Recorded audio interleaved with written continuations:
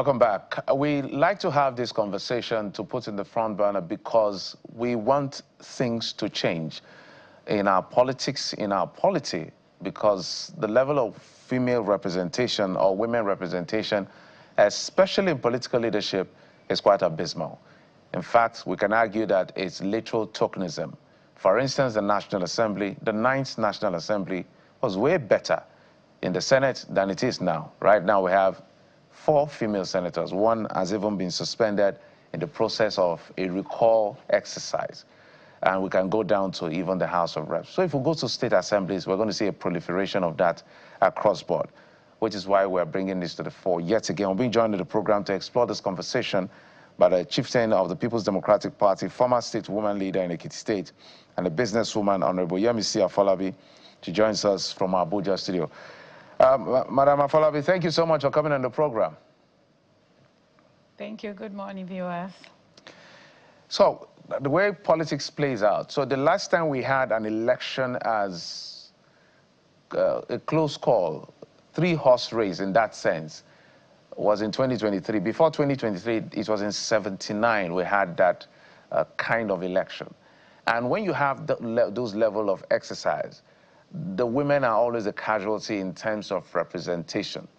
So the question is always, what can women really do differently to reposition their fortunes in elective position? The last person we had at that level was Patricia Ite. You know how she was kicked out at the House of Reps. After that time, that was the best we could see.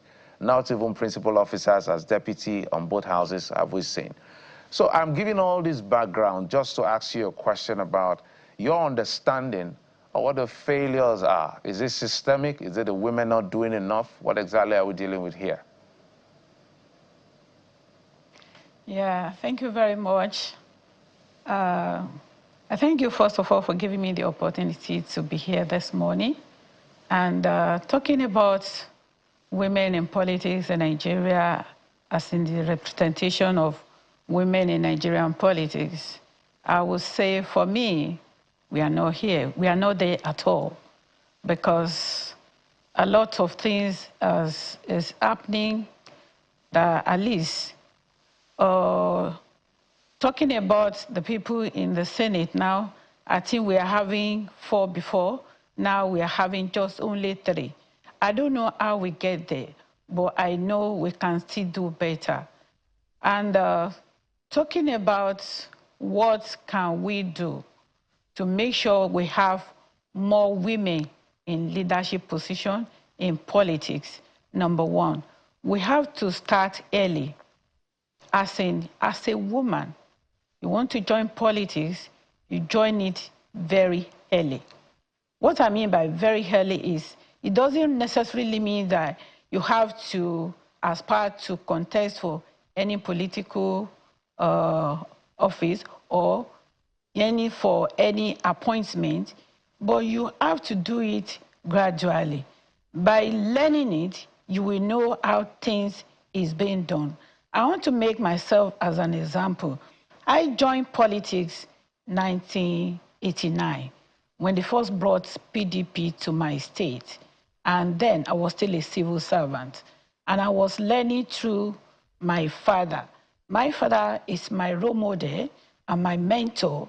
And whenever he's going for any political meeting, I do go with him. I learn how it's been done. And by the time I was given the opportunity to serve my state in 2015, it makes my job so easy because I've learned 1 or 2 things on how to be a leader. And it really helps me during my tenure.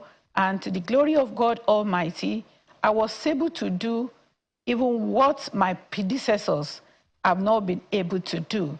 So if you want to join politics, join it early, learn. Don't join politics because you want to make money, you want people to know you. Join it because you want people to have impact in the society. You know, some of us believe what we can gain from the society, but to me, I do tell people, What can I do for my society to be a better place? If you have that notion, it will be easy for you to perform excellently wherever you are. You will be stand out, and you will discharge your duty effectively without any problem. That's number one. Then number two, we have to give rooms for mentorship. Our leaders, most especially our female leaders, they have to mentor the upcoming younger generations.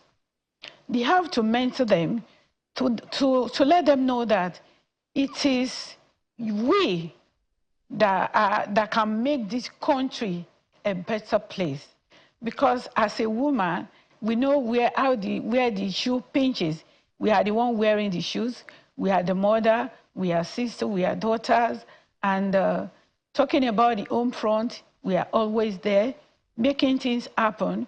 If you go for any political program, you see the women clapping, singing, doing all sorts of things to add flavor to the program. But I'm telling you, and I used to tell our women, that women have left that stage. Somebody like me, I don't know how to sing that much, but if you put me in a place to do something, I will do it effectively. In fact, if you give me any assignment, I can tell you, you go and sleep, because definitely I will deliver. Because I want people to know that though I'm a woman, but it's not a barrier for me to know the right thing to do at the right time. Yeah. And to do if I may come in there, madam, it should be done. Let's expand the conversation. Besides the place of mentoring, there's also the place of advocacy when you talk about female representation. And we can't talk about advocacy without referring to events of the month of March, which may have been the most challenging year for female representation in Nigeria when you consider the happenings at the National Assembly and indeed in Lagos State, the Lagos State House of Assembly as well. And this causes us to reflect, if this is the position of the system that holds power, which is male-dominated, what then is the fate of the 3 gender bills that I believe, is also before the Constitution Review Committee? What is the fate of those gender bills? Will they become law? Are you optimistic that there's anything good that will come out of that process as far as those 3 bills are concerned? Yes, I believe solidly that something good will come out, because we will not wait, we will not stop. We'll keep yearning, we'll keep asking questions, we keep telling them the reason why they have to allow these things to scale through, because we can't continue like this. Most of all these are men, our daddies, our husbands, our brothers out there. They have female children. And before they know it, they will grow old. And they want to see them becoming somebody, a better person tomorrow. And if they are not giving us the opportunity now, we that are children or daughters of nobody, if there is no platform for us to operate, it will be difficult for those coming behind us to really get there. So I believe personally that something good will come out of it. So let's talk about the one that is, let's call it the lowest hanging fruit. Elective position looks like a very long shot, although it's a possibility. So let's look about appointed position. So the president's cabinet, as the last time I checked, there were about 48 or 49 persons in that cabinet. If we want to do 35% affirmation that women always advocate for, we're supposed to have at least 17 to 18 women or 17 women in that cabinet. But I know there are about less than 10. So in that front, there's a failure to be able to meet up that level. We can go to some states as well, similar incidents, some are doing better than the others. So my question yet again is, from where should women start besides what you've listed? Because if they are not there in the house to, make contributions and speak for their constituency, at least appointed position, those are low-hanging fruits. Why are we not seeing it? In all political parties, I must say. To be sincere with you, I think it's not that palatable to hear, because the rate of women we have in all these political spheres, they are very small. They are nothing to write home about. But I want to make a suggestion. I said it in my last interview, that the first thing I want us to agitate on is, in any gubernatorial election, they should allow their running mates to all be female. Let us start from there. I know some of our leaders may not like this, most especially the female leaders. But to me, we have to start from somewhere. Let it be statutorily that in any gubernatorial election, their running mate must be female. And that is not limiting them that they cannot aspire to be governor. But let us start from somewhere. By doing that, our voice will be heard, and we'll have more female representation in governance. And this will allow us to, at least, we know that even if there's not going to be too many women in some of these political appointments that we are talking about, but it is statutorily that the female, the deputy governor of each state must be woman. And if we are starting from there, through the rapport of some of them, all of them will not be somebody that will not have that rapport with their boss. So by doing that, it will give for more opportunity for our women across board, from ward level to the national level. All right.